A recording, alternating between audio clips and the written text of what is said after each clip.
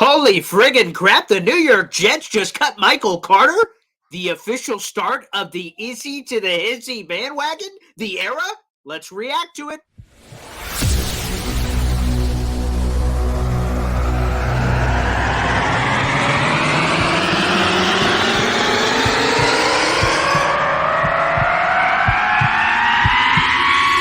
Zoinks!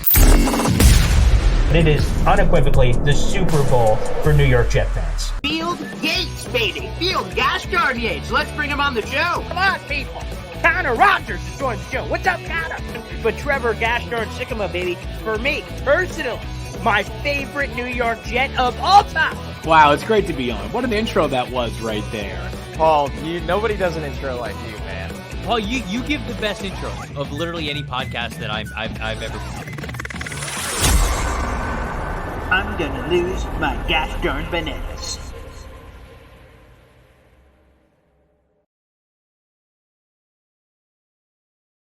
Hey everybody, my name is Paul Austin Jr., a.k.a. Boy Green. I'm the New York Jets digital reporter for Heavy.com. Welcome to my YouTube channel, youtube.com/BoyGreen25. And whoa, mamacita. I know some people say I sometimes overreact to things, but this Jets news alert got a proper zoinks. Whoa! The New York Jets have released Michael Carter out of nowhere. In a simple, short statement, we just released Michael Carter. They gave his stat line for the season, which obviously is unimpressive for Michael Carter this year. He appeared in all the games, 9 games in total, never had a start, 8 carries, 38 yards. That's it. 4.8 per clip. Nice, but if you've actually, again, that changes from the box score watching to the actual watching of the game film, and drops, penalties. You have the dumb chop block penalty in the Raiders game. He's had drops where he's just not catching the football. There's a lack of explosiveness, although there wasn't even that back in college, so you kind of knew what you were getting from that perspective. The Jets say, you know what? We're just going to cut ties with him. There was still a year and a half of team control on Michael Carter. He's a 24-year-old. The Jets initially took him with the number 107 overall pick in the 4th round in the 2021 NFL draft. And as a rookie, he showed a ton of pop and potential. Here are the numbers from that rookie season. 639 yards rushing, 4 touchdowns. He was active in the receiving game with 36 catches for 325 yards, 9 yards per reception. Terrific from a receiving perspective. And that average per clip was 4.3, which is kind of meh, but it seemed to show a lot of potential for what Michael Carter could be. But I think we soon realized that that was the ceiling, that he is really a jack-of-all-trades guy. What I mean by that, he's okay at a lot of stuff. He's not spectacular in any individual area. He's got some good contact balance. Okay, he's a smaller guy, lower center of gravity. And again, as a fellow vertically challenged guy, I look out for those kind of guys. But man, Michael Carter just gets dumped. He's been ineffective. He hasn't been getting it done. And obviously, I'd be remiss if I didn't mention a few times the Jets, when they drafted Breece Hall or when they signed Dalvin Cook. And I'm not saying you have to be happy about those kind of moves because obviously it affects your livelihood, but he's had some comments about some frustration and confusion when the Jets have made some of these moves, and he wasn't, it just kind of caught him off guard, I guess is the best way to put it. So the Jets just cut ties. Joe Douglas cut ties with one of his draft picks here, which is very interesting. Again, there's still a year and a half of team control. His base salary this season was $940,000 and just a hair over $1 million next season. But the Jets decide, hey, we're just going to cut ties. Now, what does this mean?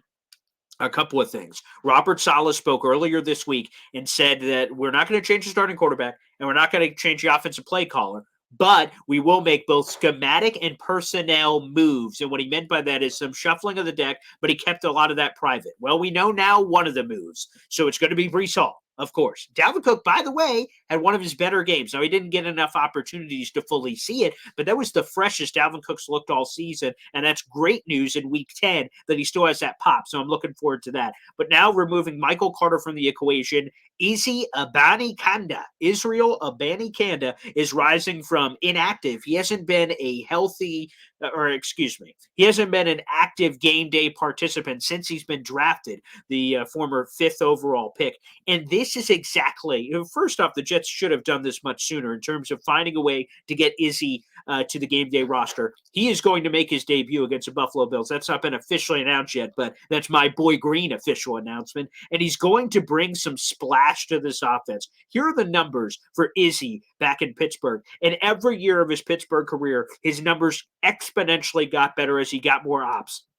He only had 95 yards in that 2020 season, 651 as a sophomore in 2021. Then he exploded as a junior with over 1,400 yards, 6 yards per carry, 20 touchdowns. And he wasn't heavily involved in the passing game throughout his years, was 2 catches, 24 catches, and 12. But I think that's some ops-based things.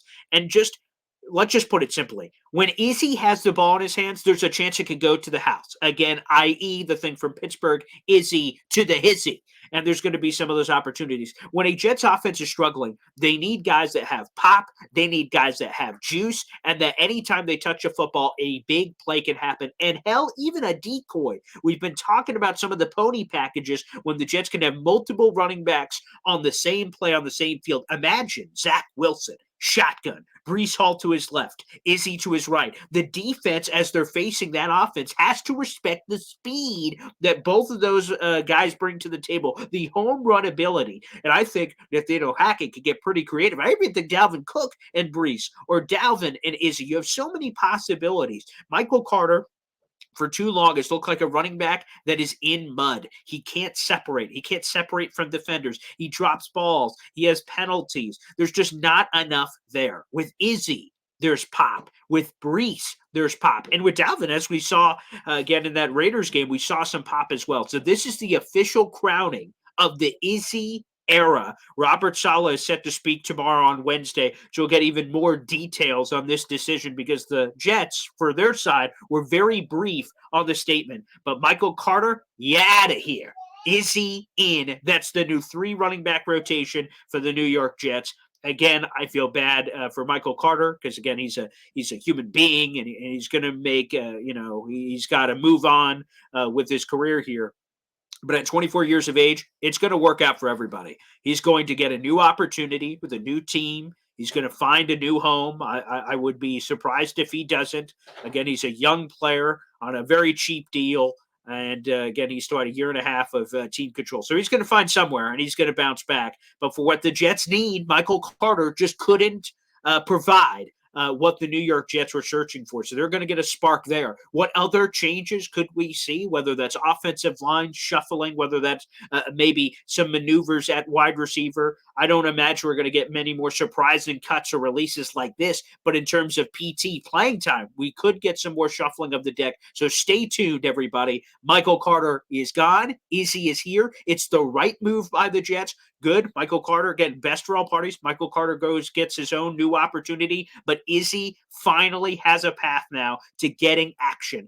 I don't think he's going to be RB2, and he shouldn't be. Dalvin Cook should be. But Izzy should replace Michael Carter, and then if Izzy impresses in his limited ops, some jet sweeps, some pops, find creative ways to get him the ball in space. If he continues to, the arrow's going boop, boop, boop, boop, boop, going up, then all of a sudden we could talk about splitting some other reps between him and Dalvin Cook on a more permanent basis. But this is a great first sign to get Izzy on the football field, and you Jet fans should be excited about some more splash on the offensive side of the ball. Thanks for tuning in. Make sure you guys like the video and hit subscribe down below for more fantastic content. Again, we do a daily live show every single morning at 7:30 a.m. So you guys can watch that in the live tab on our YouTube channel or listen to the audio-only version, which is available wherever you find your podcast by simply searching for Boy Green Daily. Thanks, everybody, for tuning in, and we'll see you next time. Take care.